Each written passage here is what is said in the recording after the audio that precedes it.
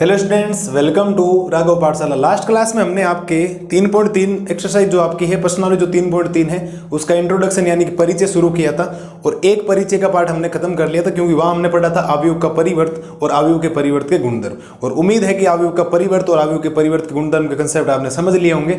आज एक छोटा सा इंट्रोडक्शन लास्ट बचा है, उसके बाद हम करेंगे इसके एग्जाम्पल 20, 21 और 22 में 3 एग्जाम्पल है और कोई ज़्यादा चैप्टर भी बड़ा नहीं, आराम से कर लेंगे कि कंसेप्ट समझते हुए। हम चाहे धीरे जरूर चलेंगे लेकिन जो कंसेप्ट वगैरह चीजें जो करेंगे ना वो शानदार तरीके से करेंगे, शानदार तरीके से बेसिक मजबूत करेंगे। एक भी चीज छूटनी नहीं चाहिए एग्जाम के हिसाब से, ठीक है। आज की जो हमारी क्लास होने वाली है वो है विषम सममित अवयव और विषम सममित अवयव। तो दो टॉपिक हैं जो बहुत इंपॉर्टेंट, उसके बारे में डिस्कशन करना। पहले करते हैं, ध्यान देना इधर। सबसे पहला जो हमारा टॉपिक आएगा वो है सममित अवयव। कौन सा अवयव है साहब? सममित अवयव। और दूसरा टॉपिक हम पढ़ेंगे विषम सममित अवयव। कोई ज्यादा दिक्कत नहीं आएगी आपको, सममित और विषम सममित अवयव बड़ा सिंपल सा है, समझना कैसे। आपको परिभाषा क्या याद रखनी है? आप लिखेंगे एक वर्ग अवयव, एक वर्ग अवयव, एक वर्ग अवयव ए बराबर ए आई जे। वर्ग अवयव मतलब पंक्तियों की संख्या और स्तंभों की संख्या क्या होनी चाहिए? बराबर। ये तो आपको ध्यान रखना पड़ेगा कि वर्ग अवयव हमने पढ़ा था, अगर पंक्तियों की संख्या और स्तंभों की संख्या बराबर, इसका मतलब वर्ग अवयव। एक वर्ग अवयव ए बराबर ए आई जे, ए आई जे सममित अवयव कहलाता है। सममित अवयव कहलाता है यदि, सममित अवयव कहलाता है यदि ए डैश निकालो और वापस आपके पास क्या प्राप्त आ जाए? ए आ जाए। मैंने बहुत गहरी बात लिखी है बेटा जी, थोड़ा सा ध्यान देना और चीजें समझना क्या क्या। कोई भी आपके पास एक वर्ग अवयव आएगा और वर्ग अवयव आपके पास ऐसा उदाहरण आएगा, अगर आपने उसका ए डैश निकाला, ए डैश मतलब अवयव का परिवर्त निकाला, और अगर अवयव का परिवर्त वापिस वो ए ही आ गया, ए लिखा आपके सामने, ए आपने ए डैश निकाला। वैसे तो हमने अवयव के परिवर्तन गुणधर्म पढ़ा था, ए डैश का जब डैश निकालते हो तब ए आता है। लेकिन एक सममित अवयव एक ऐसा अवयव कहलाता है कि आपको एक ऐसा एग्जांपल सेट करके देगा एग्जामिनर कि जब आप उस ए का ए डैश निकालोगे तो आपको कुछ फर्क ही नजर नहीं आएगा। आप ए डैश निकालो तो भी वो ए जैसे ही नजर आएगा, सेम टू सेम फर्क आएगा। लेकिन शर्त यह है होना वो एक वर्ग अवयव चाहिए, ऐसा नहीं 2 गुणा 3, 3 गुणा 2 नहीं चलेगा। वर्ग अवयव का मतलब जिसमें स्तंभों की संख्या और पंक्तियों की संख्या एकदम क्या होनी चाहिए? बराबर। m और n क्या होने चाहिए? बराबर। ये हमने वहां पढ़ा था, आपको याद हो तो ठीक है। अब मुझे इसका एक आपको उदाहरण समझाना है, तो उदाहरण समझे। कौन सा उदाहरण करना है आपको? एक मान लिया, सपोज दैट, एग्जाम्पल के तौर पर आपने उदाहरण में समझना बेटा। उदाहरण में a बराबर आपने ले लिया, कुछ भी उदाहरण में ऐसे आप है ना कुछ भी नहीं ले सकते, ध्यान रखना कि वापिस वो निकलना चाहिए ना। आपने a ले लिया, या h लिख दिया, या g लिख दिया, ठीक है। एक आपने a लिख दिया, h लिख दिया, फिर क्या लिख दिया? g लिख दिया, फिर आपने h लिख दिया, फिर b लिख दिया, और फिर यहाँ क्या लिख दिया? f लिख दिया, ठीक है। जिसे यहाँ लिख दिया g, और यहाँ लिख दिया f, और यहाँ लिख दिया c। ये आपके पास एक वर्ग अवयव है क्योंकि इसकी कोटि कितनी है साहब? 3 गुणा 3। बोलो साहब। अब अगर मेरे पास ये कोई अवयव है ए अवयव, और इस अवयव का मैं निकालता हूं ए डैश, क्या निकालता हूं? ए डैश। जब मैं ए डैश निकालूंगा तो मेरे ए डैश और ए में कोई फर्क नहीं होना चाहिए। जैसा मुझे ए डैश नजर आना चाहिए वैसा का वैसा कौन नजर आना चाहिए? ए नजर आना चाहिए। आप लिखेंगे ए डैश, इसका ए डैश। ध्यान देना, किसी भी अवयव का परिवर्त कैसे निकलता है सर? कैसे निकलता है परिवर्त? अरे बोलो, शेर और शेरनियों, लाल और लालियों, परिवर्त कैसे निकलता है? परिवर्त निकलता है जो पंक्ति दिखाई दे रही है उस पंक्ति को स्तंभों के रूप में लिख दो। पंक्ति को स्तंभों के रूप में लिख दो तो पंक्ति का अवयव क्या? देखो ये रहा ए एच जी, इसको स्तंभों के रूप में लिखना, तो ए एच जी। देखो ये पंक्ति थी, इसको स्तंभों के रूप में, ये पंक्ति है तो एच बी और एफ। ये पंक्ति, इसको स्तंभों के रूप में जी एफ और सी, और इसकी कोटि क्या आएगी? 3 गुणा 3। क्या आप यहां से कह सकते हैं क्या? अर्थात ए डैश किसके बराबर है? ए के बराबर। देखो ध्यान से देख लो, मुझे नहीं लगता ए और ए डैश में कोई फर्क है। देखो ए में क्या लिखा है? A H G, H B F, G F C, और ए डैश में भी क्या लिखा है? A H. देखो ए से A, H G, H B F, GFC और 3 गुणा 3 3 गुणा 3। इसका मतलब अगर आपके पास कोई एक वर्ग अवयव है, वर्ग अवयव का आपने उसका परिवर्त निकाला, अवयव का क्या निकाला आपने, एक परिवर्त निकाला, और वो परिवर्त निकालते वापस ए ही आ गया, सेम टू सेम। अभी हमने जब अवयव के परिवर्त के गुणधर्म पढ़े थे तो गुणधर्म में हमने ये पढ़ा था कि जो ए डैश होता है वो ए के बराबर होता है, ए डैश का जो डैश होता है वो ए के बराबर होता है, वो तो गुणधर्म है उसका कि डैश निकालो फिर वापस डैश निकालो तो आ जाएगा। मैंने आपको उदाहरण देकर समझाया था कल की क्लास में, ठीक है। लेकिन एक सममित अवयव का मतलब ये होता है कि अगर आपके पास एक कोई वर्ग अवयव है a बराबर ए आई जे, सममित अवयव तभी कहलाएगा जब उसका a डैश किसके बराबर आना चाहिए, a के बराबर आना चाहिए, मतलब उसका परिवर्त उसके मेन अवयव के क्या आना चाहिए, बराबर आना चाहिए। मुझे नहीं लगता सममित अवयव में किसी प्रकार की कोई समस्या है, बोलो सब, सममित अवयव में कोई समस्या है क्या? विषम सममित भी बड़ा सिंपल है, विषम सममित भी इतना सिंपल है इसकी कोई हद नहीं है। विषम सममित ये कहता है, एक सेम टू सेम परिभाषा विषम सममित अवयव कहलाता है यदि a डैश माइनस 1 के बराबर आना चाहिए। किसके बराबर आना चाहिए, -a के बराबर। -a का मतलब आपके पास एक ऐसी चीज आएगी जिसमें से आप माइनस बार लोगे, ऋण अवयव पढ़ा था हमने, माइनस आप लोगे बार तो a के जैसा नजर आना चाहिए, कोई दिक्कत आपको नहीं आएगी। सममित अवयव का मतलब है a डैश किसके बराबर आ जाए, a के। जब भी आप किसी भी सममित अवयव को आपको सिद्ध करना, कोई सममित अवयव करना है, चाहे दो जुड़ रहे हैं चाहे जोड़ रहे हैं, अगर जैसे a प्लस बी को अगर आपको सममित करना तो उस a प्लस बी का जो डैश है वो वापिस a प्लस बी के बराबर आ जाए, मतलब a का जो डैश है वो a के बराबर आना, जिसका भी आप डैश निकालो वो वैल्यू वापस आ जानी चाहिए। आपने चाहे b का डैश निकाला तो b आ जाना चाहिए, आपने d का डैश निकाला तो d आ जाना चाहिए, आपने c प्लस d का डैश निकाला तो वापस c प्लस d आ जाना चाहिए, मतलब जो वैल्यू डैश के नीचे लिखी गई है वो वैल्यू वापस आ जानी चाहिए। एग्जैक्ट अगर वैल्यू वो आ गई तो आप उसको कौन सा अवयव बोल देंगे, सममित अवयव बोल देंगे। और विषम सममित भी सिंपल है, आप जो जिसका डैश निकालो, आप b का डैश निकालो माइनस बी के बराबर आना चाहिए, c का डैश निकालो तो माइनस सी के बराबर आना चाहिए। ऐसी बातें आपको ध्यान रखनी। मुझे नहीं लगता कि सममित अवयव में किसी भी बच्चे को समस्या हो, सममित अवयव बड़ा सिंपल सा है। अगली स्लाइड में मैं आपको करवाता हूँ विषम सममित अवयव। इसके 2 परमे हैं जो आपको ध्यान रखना, एक परमे मैं आपको सिद्ध करवा दूंगा, दूसरा परमा सीधा सीधा आपको क्या करना है, ध्यान रखना है। उस दूसरे परमे का हम यूज करेंगे उदाहरण नंबर 22 के अंदर। कौन से उदाहरण में, उदाहरण नंबर 22 में, कि वो एक्चुअल में परमे काम कैसे कर रहा है, ठीक है। इसीलिए मैंने 2 वीडियो बनाए थे, मैं चाहता था कल की क्लास में करवा दूं, वो 20-25 मिनट का वीडियो नहीं बनाता अलग से, लेकिन अवयव का परिवर्त बिना समझे, अवयव के कंसेप्ट बिना समझे आप सममित अवयव नहीं कर सकते, क्योंकि बच्चों को पता ही नहीं रहता ए डैश है क्या। ए डैश मतलब अवयव का परिवर्त आपने निकाला, वापिस ए आ गया, आपके सामने एक उदाहरण पड़ा, इन दोनों उदाहरणों से आपको पता लग रहा है ए डैश किसके बराबर, ए के, मतलब ए डैश वापिस ए आ गया, ठीक है। उम्मीद है सममित अवयव आपके एकदम दिमाग बैठ गया होगा। अगली स्लाइड में करते हैं विषम सममित अवयव। अब देखो पढ़ते हैं विषम सममित अवयव। अभी हमने सममित अवयव का क्या पढ़ा कि कोई भी वर्ग अवयव होना चाहिए। सममित और विषम सममित में एक शर्त आपके कंपलसरी है कि जैसे अवयव का परिवर्त तो किसी भी कोटि का निकल जाएगा, चाहे आप 2 गुणा 3 का निकाले, चाहे 3 गुणा 3 का निकाले, चाहे 3 गुणा 4 का निकाले, चाहे 4 गुणा 3 का निकाले, किसी भी कोटि का अगर आप निकालेंगे तो वो निकल जाए, कोई दिक्कत नहीं आएगी। लेकिन सममित अवयव और विषम सममित अवयव के लिए एक विशेष शर्त है, स्पेशल शर्त यह है कि अगर आपने उनको सममित और विषम सममित अवयव सिद्ध करना है तो पहले अवयव जो होना चाहिए वो वर्ग अवयव होना चाहिए। वर्ग अवयव का मतलब उसमें जितनी पंक्तियां हैं उतने उतने स्तंभ होने चाहिए, इस बात का विशेष तौर पर ध्यान रखना। सममित अवयव भी हमने पढ़ा कि सममित अवयव में जब आपने उसका परिवर्त निकालोगे तो अगर कोई ए अवयव है तो उसका सममित अवयव तभी हो सकता है जब ए डैश और ए आपस में क्या हो जाए, बराबर। आपने ए अवयव का जब ए डैश निकाला वो ए के बराबर आ जाए। एक आपके पास हेडिंग और है, उसका ही मिलता जुलता भाई है आपके, तो वो है विषम सममित अवयव। कौन सा अवयव, विषम सममित अवयव। कौन सा अवयव है साहब, विषम सममित अवयव।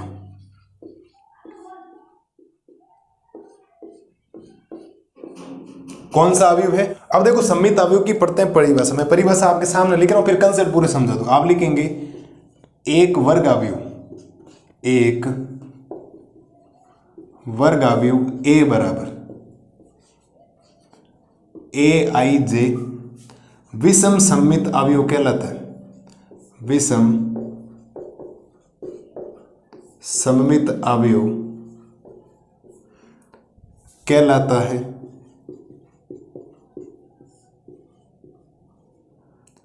है यदि आपने उसका ए डैश निकाला और वो माइनस ए के बराबर आ जाए। हमने सममित में क्या पढ़ा था बेटा? सममित में हमने ये पढ़ा था कि जो ए होता है उसका अगर आपने ए डैश निकाला तो वापस ए ही आ जाएगा। लेकिन विषम सममित में एक शर्त यह है कि अगर आपने उसका वर्ग अवयव का विषम सममित अवयव कहलाता है तभी कहलाएगा जब ए डैश किसके बराबर आना चाहिए, माइनस ए के बराबर आना चाहिए, कि माइनस कुछ ना कुछ कॉमन लेना पड़ेगा। आप उदाहरण के तौर पे समझ लें पहले कि आपको करना क्या। एक्चुअल में उदाहरण से सारी चीजें क्लियर होगी। आप मान लो सपोज दैट ए आपके पास है, कोई भी ऐसा आप नहीं मान सकते, आना भी चाहिए ना वापस, ए डैश माइनस ए के बराबर आना चाहिए। ठीक है, तो मैं आपके लिए उदाहरण लिखता हूँ। यहाँ आपने लिख दिया 0, यहाँ x लिख दिया और यहाँ लिख दिया। ठीक है, यहाँ माइनस का x लिख दिया। ठीक है, और यहाँ लिख दिया 0 और यहाँ लिख दिया z, यहाँ लिख दिया माइनस का y माइनस का z और यहाँ क्या लिख दिया आपने वापस 0 लिख दिया। ये हमने एक उदाहरण ले लिया। कोई भी उदाहरण, देखो एक बात बताता हूँ, ऐसे अपनी मन मर्जी से मैं उदाहरण नहीं ले सकता ना, कारण है उसके पीछे। कारण ये है कि अगर वापस आप सपोज मैंने कोई विषम सममित अवयव में कोई ऐसा उदाहरण ले लिया कि जब मैंने ए डैश निकाला वो ए के जैसा दिखाई नहीं दे रहा है, और अगर ए डैश उसमें ए जैसा दिखाई नहीं दे रहा है, तो फिर तो मैं उसको सममित अवयव तो नहीं बोल सकता ना, वो तो उसका परिवर्तन निकला है। मेरी तो शर्त यही है कि अगर मैं किसी भी अवयव का परिवर्तन निकाल रहा हूँ, ए डैश निकाल रहा हूँ, तो वो अगर ए आ रहा है वापिस तो मैं सममित कह दूंगा, और अगर मैं उस ए का ए डैश निकाल रहा हूँ और वो माइनस ए के बराबर आ रहा है, मैं विषम सममित अवयव बोल दूं। मुझे दो बातें ही बोलनी। लेकिन ऐसा उदाहरण नहीं ले सकता, कोई रैंडम उदाहरण ले लिया 0 1 3 4 ले लिया 5, ऐसा नहीं हो सकता। क्यों? क्योंकि वो चीज भी तो वापस आनी चाहिए ना। अगर वो चीज नहीं आएगी फिर उत्तर गलत हो जाएगा। ठीक है, तो अब मैं इसका निकालता हूँ ए डैश। ध्यान देना सर, ए डैश कैसे निकलेगा? इसका ए डैश निकलेगा, ए डैश तो आपको पता ही है सबको क्या आता है। ए डैश पंक्तियों को क्या बना दो स्तंभ, तो पंक्तियां ये रही, पंक्ति को बना दो स्तंभ 0 x y, इस पंक्ति को स्तंभ दो -x 0 और z, इस पंक्ति को तो यानी -y -z और 0। बोलो सर कोई समस्या? मुझे नहीं लगता कोई समस्या होनी चाहिए। अब आप थोड़ा ध्यान से देखोगे तो 0 तो है, लेकिन ये प्लस का x है, ये माइनस का x है, ये प्लस का y, ये माइनस का y है, ये माइनस का x है, ये प्लस का x है, ये 0 तो 0 हो गया, ये z प्लस का है, यहाँ z माइनस का है, यहाँ माइनस का y है, यहाँ प्लस का y है, यहाँ माइनस का z है, यहाँ प्लस का z, यहाँ 0 है। तो मुझे अगर ए डैश को माइनस ए डैश ए के बराबर लेना, तो मैं इसमें क्या करूंगा? कॉमन लेने वाला। क्या करने वाला हूँ? कॉमन लेने वाला हूँ। और जैसे ही मैं कॉमन लूंगा तो मेरे पास ए डैश आएगा। मैं माइनस बाहर ले रहा हूँ कॉमन, पूरे इस अवयवों में से प्रत्येक अवयव में से माइनस कॉमन ले रहा हूं। और जैसे ही मैं माइनस कॉमन लूंगा तो प्लस वाला माइनस बन जाएगा और माइनस वाला क्या बन जाएगा बेटा? प्लस बन जाएगा। तो देखो 0 तो 0 ही रहेगा, कोई प्लस का माइनस का नहीं। माइनस वाला x किस में बदल गया? प्लस x में। ये किस में हो जाएगा? प्लस y में। ये किस में हो जाएगा? माइनस x में। ये किस में? 0। ये किस में हो जाएगा? Plus z। ये हो जाएगा माइनस का y, ये हो जाएगा माइनस का z और ये हो जाएगा 0। और आप ध्यान से देखेंगे ए डैश किसके बराबर आ गया? माइनस ए के बराबर आ गया। आप जब ध्यान से इस चीज को देखेंगे तो ये जो ए डैश है वो किसके बराबर आ गया साहब? माइनस ए के बराबर। ध्यान दो, ए आ गया देखो 0xy 0xy minus x 0z minus x 0z minus y minus z 0 minus y minus z और 0, यानी ए डैश माइनस ए के बराबर। क्योंकि ये तो देखो माइनस ये रहा और ए को आपने आगे लिख दिया। तो हमने दो बातें पढ़ी बेटा। क्या पढ़ी? दो बातें इस स्लाइड के अंदर पढ़ी है। पहले वाले में हमने ये पढ़ा कि सममित अवयव का मतलब है उसका ए डैश ए के बराबर आ जाए। ए डैश किसके बराबर आ जाए? ए के। मतलब ए का आपने ए डैश निकाल, जिस चीज का आप डैश निकालो वापस वही चीज आ जानी चाहिए, ध्यान रखना। तब तो सममित अवयव है किसी भी कंडीशन में, चाहे जोड़ के बोले चाहे कैसे भी बोले। विषम सममित अवयव है जिस चीज का भी आप डैश निकालो उसका नेगेटिव आ जाना चाहिए। मतलब आपको माइनस कॉमन लेने की नौबत आएगी। क्यों? क्योंकि विषम सममित अवयव मतलब एक वर्ग अवयव। पहली शर्त तो सममित और विषम के लिए वर्ग अवयव होना जरूरी है, कोटि समान होनी जरूरी है। एक वर्ग अवयव ए बराबर ए आई जे विषम सममित अवयव कहलाता है। यदि ए डैश किसके बराबर आए? माइनस ए के बराबर आ रहा तो विषम सममित अवयव, और ए डैश अगर ए के बराबर आ रहा तो कौन सा अवयव हो जाएगा? सममित अवयव। मुझे नहीं लगता कि सममित अवयव और विषम सममित अवयव में किसी भी बच्चे को कोई दिक्कत होनी चाहिए। सिंपल सा टॉपिक है, ध्यान रखना है। अब सममित और विषम सममित अवयव से रिलेटेड दो प्रमेय आपको ध्यान रखने। एक प्रमेय मैं आपको सिद्ध करवा दूंगा, एक प्रमेय सीधा ही आपको ध्यान रखना। इस प्रमेय का यूज हम जो होगा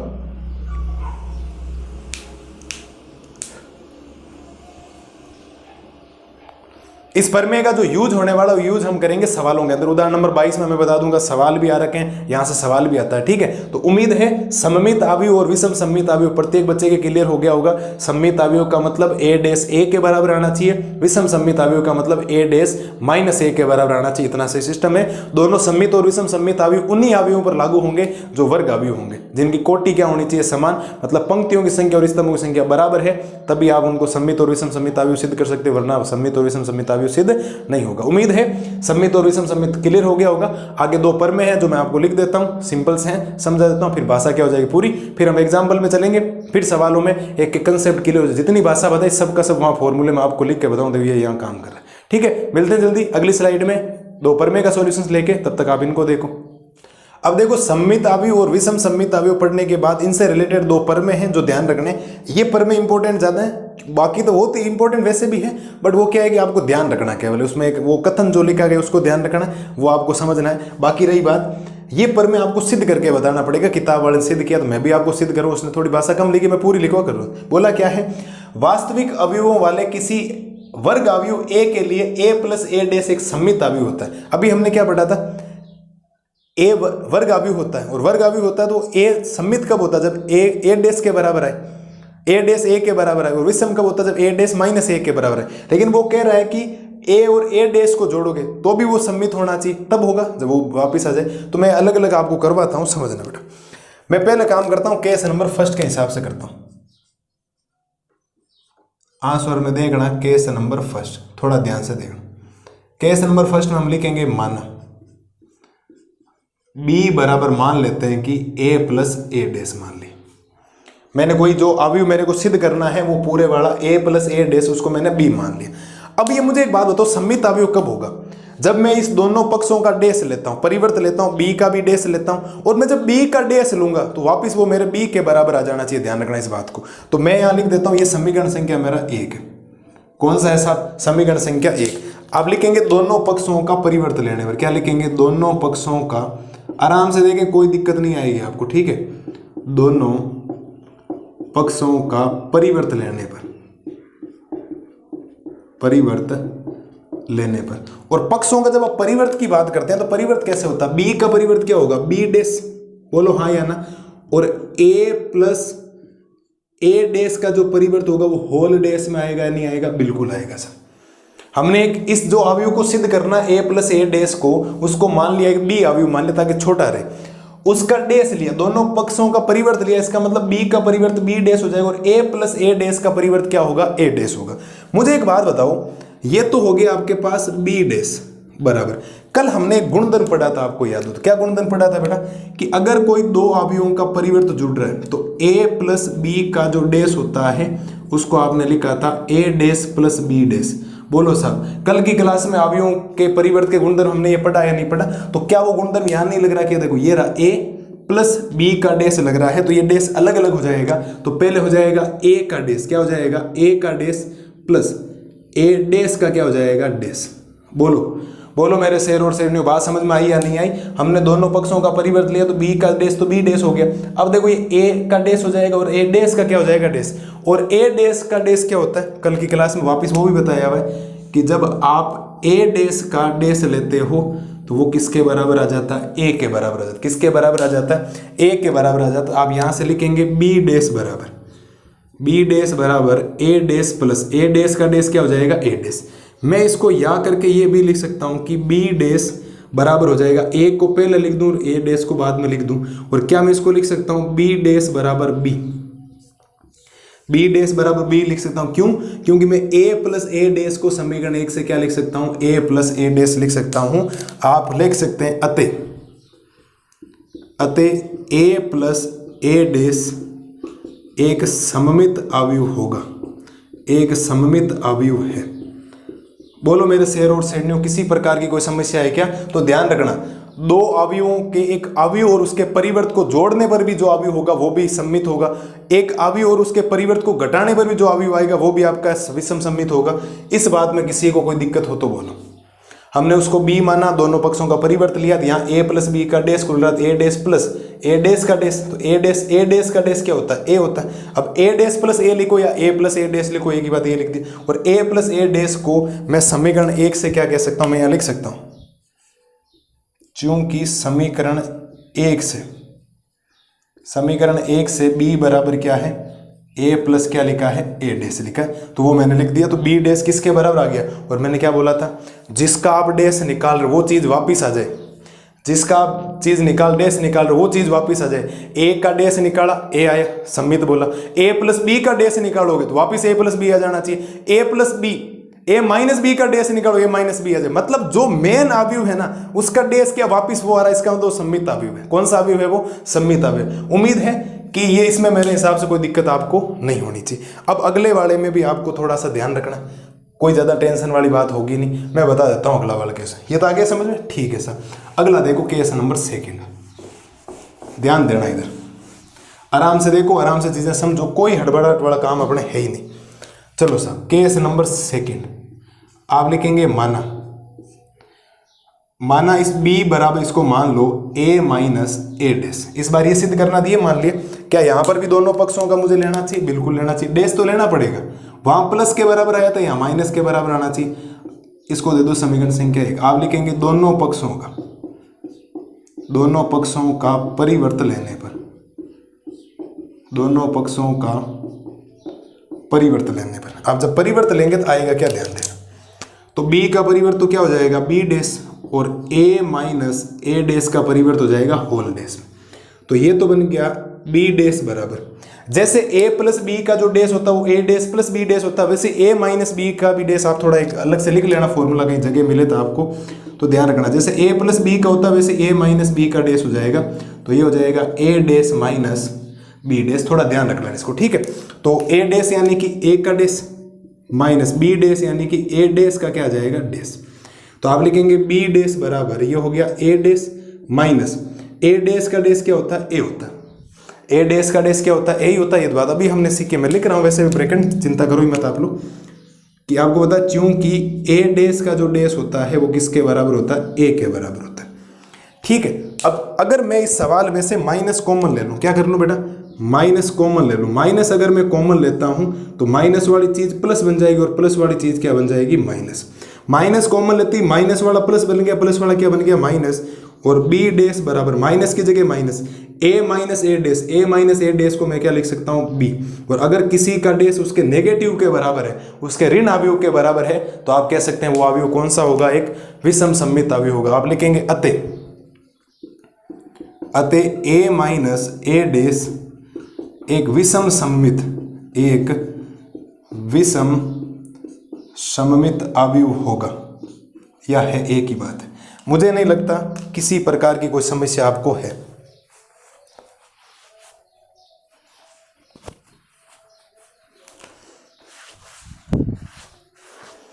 बोलो साहब, किसी प्रकार की कोई समस्या है क्या? प्रमेय नंबर 1 में मैंने दोनों पार्ट सोल्व करवा दिए, आपको सिद्ध करना आना चाहिए। तो हमने 2 चीजें सीख, देखो आप एक बात बताता हूं, ये थोड़ी चीजें ध्यान रखना, आप इनको थोड़ा सा लर्न करके रखें, याद करके रखें कि a प्लस ए डेस भी एक सममित अवयव होता है, लेकिन a माइनस ए डेस एक विषम सममित अवयव होता है। ये बात आपको पता होनी चाहिए, याद होनी चाहिए, सीधा सिंपल सा मतलब।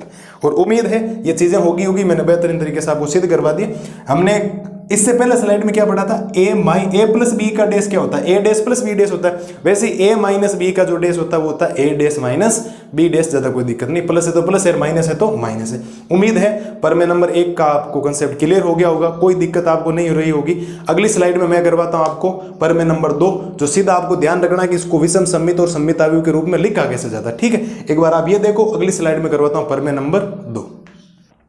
अब देखो करते हैं प्रमेय नंबर 2। अभी हमने पढ़ा था प्रमेय नंबर 1। प्रमेय नंबर 1 में हमने ये सीखा है कि किसी अवयव और किसी अवयव के परिवर्त को जोड़ो चाहे घटाओ, तो जोड़ने पर तो सममित अवयव आएगा और घटाने पर कौन सा अवयव आएगा, विषम सममित अवयव आएगा। ये आपको ध्यान रखना। हमने पढ़ा था a प्लस ए डेस सममित अवयव है और a माइनस जो ए डेस होता है वो आपका एक विषम सममित अवयव होता है। अब हम पढ़ेंगे प्रमेय नंबर 2। इसमें कोई ज्यादा खास बातें नहीं, एक पॉइंट ध्यान रखना, हम उदाहरण नंबर 22 में इसके सारे कंसेप्ट सीख लेंगे। जस्ट अगला वीडियो इसमें आएगा, उदाहरण नंबर 20, 21 और 22 अवयव के परिवर्त सममित अवयव, खूब सारे सवाल भी दे रहे, उससे अकॉर्डिंग कर ले। बोला क्या है, किसी वर्ग अवयव को एक सममित तथा एक विषम सममित अवयवों के योगफल के रूप में लिखा जा सकता है। कि हमने सममित पढ़ा था a प्लस ए डेस और a माइनस ए डेस को योगफल के रूप में लिखा जा सकता है। एक नई चीज जोड़नी, उसको 1/2 से गुणा करवाना, ठीक है। ध्यान देना, वर्ग अवयव होना चाहिए, तो हम लिखेंगे किसी वर्ग अवयव a के लिए, किसी वर्ग अवयव a के लिए a बराबर होता है साहब 1/2 a plus A dash plus 1/2 a minus A dash. ये चीज आपको ध्यान रखनी है, ये योगफल के रूप में व्यक्त करने का सूत्र है। ये सब योगफल के रूप में व्यक्त करने का क्या है सूत्र। जो ये चीज दिखाई दे रही है ना आपको 1/2 a प्लस a डैश, इसको हम बोलेंगे सममित अवयव। कौन सा अवयव बोलेंगे साहब, ये आपका एक है सममित अवयव। और ये जो चीज लिखी है उसको हम बोलेंगे विषम सममित अवयव, विषम सममित अवयव। ये बात आपको ध्यान रखनी। होगा क्या कि हम पहले निकालेंगे a प्लस a डैश और फिर 1/2 से गुणा करवाएंगे तो भी वो वापस सममित अवयव आएगा, और a माइनस a डैश निकालेंगे फिर 1/2 से गुणा कर विषम सममित आएगा, और जब हम इन दोनों चीजों को जोड़ेंगे तो वापस a आ जाएगा। ये सवाल में पता लगेगा, मस्त रहो आप लोग। हम उदाहरण नंबर 22 करेंगे ना, उस दिन आपके ये कंसेप्ट सारे क्लियर हो जाएंगे कि जब हम उसमें उसका अवयव का परिवर्त निकालेंगे, परिवर्त को जोड़ेंगे, फिर 1/2 से गुणा करेंगे, प्लस दोनों को घटाएंगे, फिर 1/2 से गुणा कर, टोटल जब जोड़ेंगे, टोटल ये वैल्यू ये निकालने के बाद ये निकाल यहाँ रखेंगे, जोड़ेंगे वापस अवयव ए मिल जाएगा जो आपको रियल अवयव दे रखा होगा। कुछ भी चेंजेस नहीं आएगा, माइनस प्लस का भी बिल्कुल फर्क नहीं आएगा। ठीक है, तो ये है आपके प्रमेय नंबर 2। ज्यादा इसमें कोई खास बात है नहीं, आपको एक पॉइंट ध्यान रखना, ये ध्यान रखना 1/2 a प्लस a डैश एक सममित अवयव है, 1/2 a माइनस a डैश एक विषम सममित अवयव। इस बात का विशेष तौर पर ध्यान रखें, बाकी कोई ध्यान नहीं रखना। और लिखने का तरीका होता है किसी वर्ग अवयव a के लिए a बराबर होता है 1/2 a plus a dash plus 1/2 a minus a dash. ये 1/2 इस पूरे के गुणा में, a के गुणा में भी a डैश, तो हम पहले a प्लस a डैश निकाल लेंगे, फिर 1/2 से गुणा करवा देंगे, पहले फिर हम a माइनस a डैश निकालेंगे, फिर 1/2 से गुणा करवा देंगे। इस बात का ध्यान रखना। ठीक है, मिलते हैं जल्दी नई वीडियो में उदाहरण नंबर 20, 21 और 22 का सॉल्यूशंस लेके। प्रश्नावली 3.3 में ज्यादा कोई उदाहरण है नहीं और प्रश्नावली भी ज्यादा कोई बड़ी है नहीं। ठीक है, जो बड़ा काम था वो हमने 3.2 को कर लिया है, आपने भी कर लिया होगा। मिलते हैं जल्दी नए वीडियो में नए जोश और जुनून के साथ, तब तक आप इनका रिवीजन कीजिए। Thank you.